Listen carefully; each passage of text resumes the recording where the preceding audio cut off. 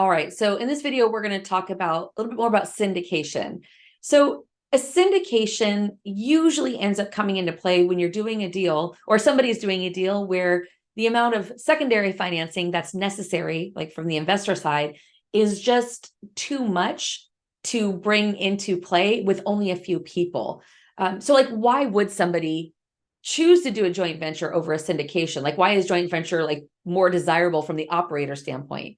Frankly, because in syndication, you're stepping into the SEC world, which that's not a big deal in and of itself, but what it requires is that you hire an SEC attorney and you get a private placement memorandum and you have subscription documents. And what all that means is money. It takes a lot more money to do a syndication. So when you're dealing with a smaller property with a smaller fundraise, it oftentimes wouldn't even pencil out. So if you had a deal where you're trying to raise, $200,000 from 10 different people, only raising 200,000, chances are the deal is not large enough to produce enough profit to make spending all of the money on the attorneys and doing all the SEC compliance worth it. So syndication comes when the raise starts to be larger than what a joint venture can realistically afford, because at that point you don't really have a choice. It's not like you want to be dealing with attorneys and PPMs and portals and all of that. It's a huge pain in the butt. However, it's just the next step in the real estate investing journey when you get to the point where the deals are just too large to do through joint venture. So in a syndication, really in any real estate investment that's multifamily, there's typically three primary roles. And I'll talk about those in just a moment. But in a syndication, you have two kind of main groups. There's the GP, the general partner group, and then there's the LPs, the limited partner group. The GPs are the ones who are actively doing the deal. If you watch the joint venture video, then it's the most similar to like the operating partners. They're literally doing, well, in a syndication, they're doing everything. In a joint venture, they're doing not everything, but almost everything. Everyone else has an active role. But the general partnership are the ones they're doing the deals. So within a general partnership, it's typical that there's three roles. That doesn't always mean that there's three people. It could be there's, three people. It could be there's two people, not as common. It could be that there's, 6 or 7 people. And it might be that you have multiple people in each role. So let's just talk about the roles for a moment. And we'll talk about it from the standpoint as if there is just one person in each role. So in a real estate deal, there's different sections of the deal that happens. The beginning part of the deal is all about acquisitions, right? It's researching the market, building relationships, getting deal flow coming in, crunching the numbers. So going through deal analysis and underwriting, negotiating deals, making offers, doing due diligence, all of that. So that kind of fits under the umbrella of acquisitions. So when you think of three roles, one of the three roles would be acquisitions manager. Now, it could be that everybody on the team is still involved in that part, but there's somebody who is like, I heard it put recently, like it's like the quarterback of the deal, the one who's like taking the deal across the finish line. That's the acquisitions manager. The next role is the capital raiser. So in a GP, there's got to be somebody, sometimes a team, who's out there talking to other investors to let them know, hey, we have a great deal and let me tell you about it, or here's information so that you could effectively bring in other people who want to participate in the deal as a way to fund the deal and to provide a return to them. So it's definitely a win-win. That's the capital raiser. Then there's the asset manager. The asset manager, their primary role, they're oftentimes involved in the due diligence, but their primary role comes after closing. Actually, a little bit back, they're also involved in creating the business plan for operating the property, because every deal is a little bit different as far as what are the value add opportunities and when are we going to implement those activities so that you can actually have a pretty detailed set of financials month by month, especially in that first year. So like what is the deal going to look like and what are the realistic returns for the limited partners or the investors in the deal. But the asset manager's primary, like where they're going to spend the majority of their time, is going to come after closing. And it's not that they're the ones on the property and talking to the tenants. There's always a third-party property manager, at least the way that we teach it, we always will. We suggest that you always use third-party property management, but your asset manager is the one that's almost like running the business, almost like a chief of operations. So they're talking to the property management company.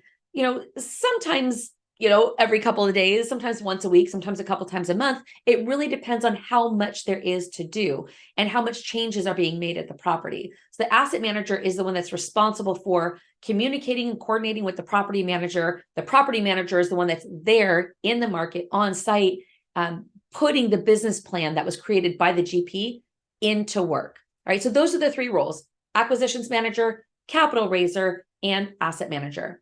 Now, it's not terribly uncommon for them to be like a person in the asset manager position and a person in the asset management position.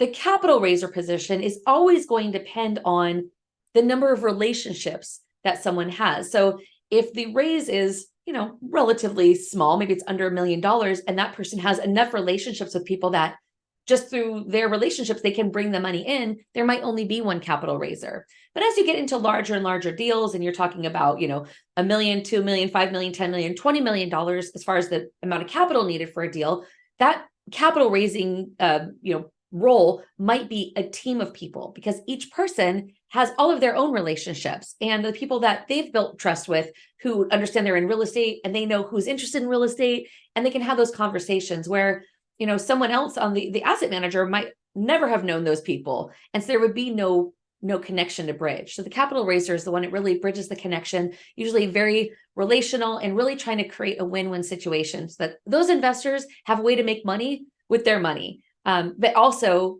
they're serving the deal by making sure that the capital is there as needed when the time comes to close. So that's a little bit about syndication. Now, the general partners are the ones who are active. So there's usually an LLC that is for that active general partner team.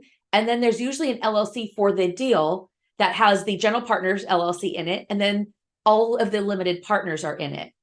As a limited partner, so if you're considering investing passively, that's passive and limited partners go together, then your main role is you need to understand enough to be able to evaluate the deal and ask questions and assess, is this the type of deal that I like? So for example, let's say that, you have an opportunity, you're looking at a deal and it's a 3-year hold, and they're doing it at a time where interest rates have just gone crazy high. We have no idea when they're going to come back down. And you feel like 3 years is a little bit too soon for your own risk tolerance. You need to have enough information to know that that's not really a fit. I kind of want to focus on deals that are more about cash flow and that have hold periods of at least 5, 7 or more years. So that's part of our goal for these videos, is to make sure that you have enough of a background and foundation that you can look at a deal and know, okay, yeah, that makes sense for me for what my goals are. Obviously, you can always ask questions of whoever you're talking to about a deal. But that's my goal, is for you to have the baseline understanding so you could ask some good questions. But the limited partner, your role is to evaluate the deal. Is it a good fit for you? If so, you would make a soft commitment, which is basically where you say to your capital raiser, whoever brought you in, and say, I'm interested in this deal. I'm interested in putting, 200,000 into it, or 100,000 or 50,000, whatever the amount is that makes sense for that deal. And then you make a soft commitment. So that way they know, okay, we have somebody who's probably going to join the deal. As soon as the attorneys wrap up the documents, the private placement memorandum and the subscription documents, the next step would be for you as the passive investor to read those documents and make sure that if you have any questions about what's in there, you have an opportunity to ask and get your answer so that you can feel comfortable and confident about the investment that you're making. Right. And then once you're done with that, you sign the documents and it's all electronic. Thank God, right? Can you imagine like faxing back 150 pages? That would not be fun. That's how it was in the old days. So thank goodness we have DocuSign and things like that now. But you would sign everything, and at that point, you've made a hard commitment. And then the next step is you wire your funds into the bank account of the syndication. I'm going to talk about it in the next video, but sometimes people ask the question, well, what happens if I send my money in, but you don't raise enough capital? Then what happens? Like, what happens to my money? So in the next video, I will address that, because it does come up. And I asked the same thing when I was a passive investor for the first time. So we'll spend a few minutes and get into that on the next video.